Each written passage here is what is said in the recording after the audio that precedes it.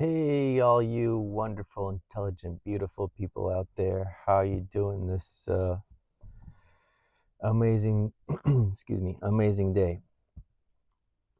Um, I think I wanted to continue that conversation I had. The conversation. What would you call it? A monologue?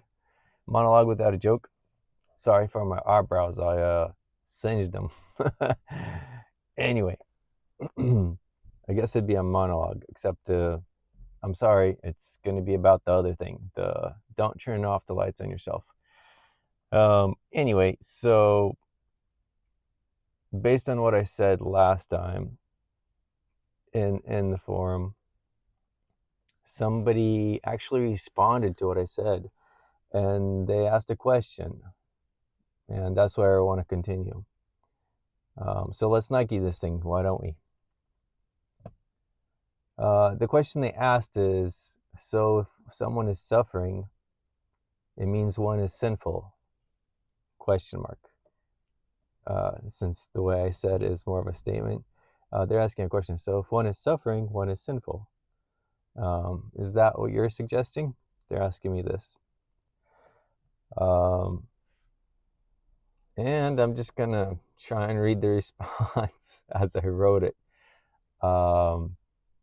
and not try to elaborate too much, because last time I did that, it lasted for 20 minutes. Let's try to make this a little shorter. Yeah, if people think of questions, if you guys want to ask something or are curious, or if something doesn't make any sense, I'd be happy to respond to, comments or questions or whatever, or criticisms. Happy with criticisms too. So if you're watching and if this is something that you're interested in, let me know. Let me know down below. Okay, so I answered. Good question. No, just because someone is suffering, this doesn't necessarily mean a person is sinful. It's possible to suffer because of others. For example, a bully at school, or a thief stole your stuff, or someone committed extortion or rape or murder. Um, so essentially, somebody else doing the evil, and the people around them are suffering for it. So that just yes, people do suffer because of the sins of others.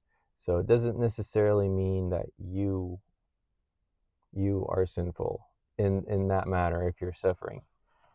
um, it is, however, important to note that suffering entered the world because of humanity disobeying its creator. We do not Humanity doesn't really obey the rules and commandments of God. And that's how suffering entered the world. It's basically consequences for our actions. Another important thing to note, that everyone has sinned and fallen short of the glory of God.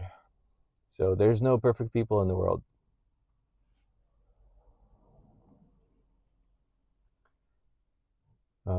Also, a person who will not answer. Oh, where's also, a person will not answer before God on Judgment Day for someone else's sins, but only for his own thoughts, his own words, his own deeds. So what somebody else does obviously isn't gonna, like if a father has done even evil, horrible things, his son's not gonna answer for that, or his daughter, and the other way around.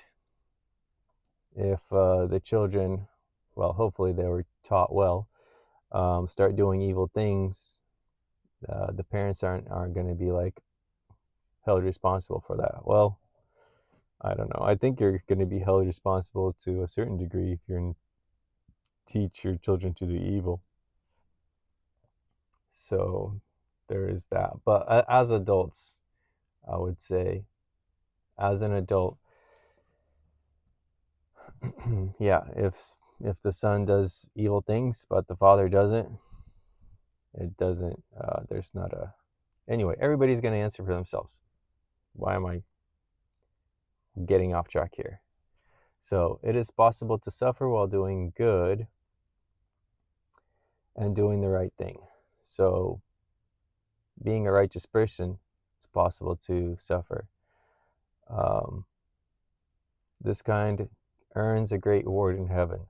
This only works for those who repented, believe in Jesus Christ, and are living according to his commandments. And then people falsely accuse a Christian who is living a Christian life. They are so and so and so and so, whatever the evil they can think of. Well, there's going to be a reward in heaven for that, for doing good and still being punished as if you're an evildoer.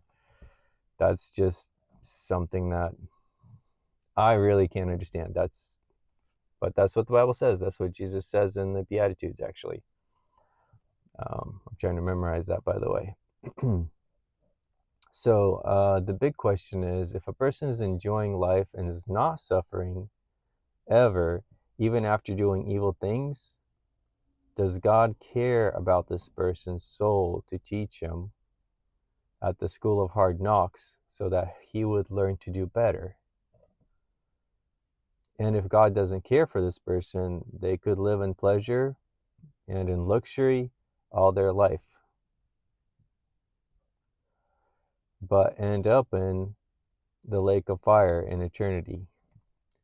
So I don't know if you would want to do that.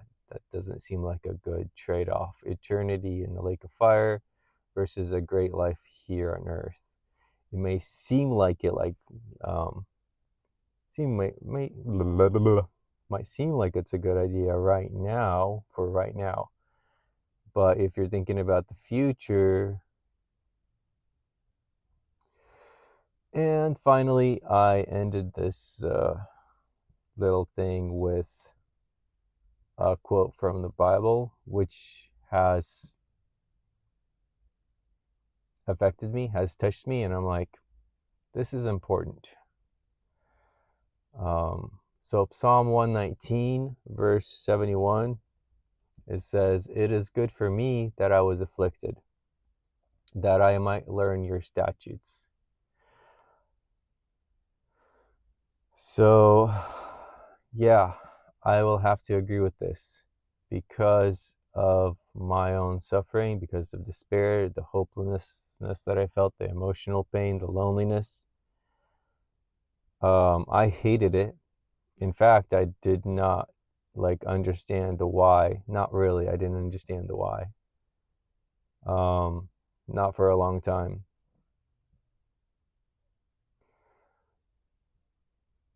Yeah, and feeling like I'm stuck in a doorless and windowless prison is definitely not fun. But thank God it's helped me to grow, and I think that's kind of what life is about. If you have your own experiences, I'd be happy to perhaps read them in the comments, or maybe you can reply with a video if you like. I'll send a link and I'll watch it perhaps.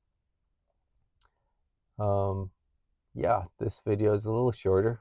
Cut it down to half the length, so that's good. Yeah, thanks for watching. Till next time, God bless and have fun storming the castle.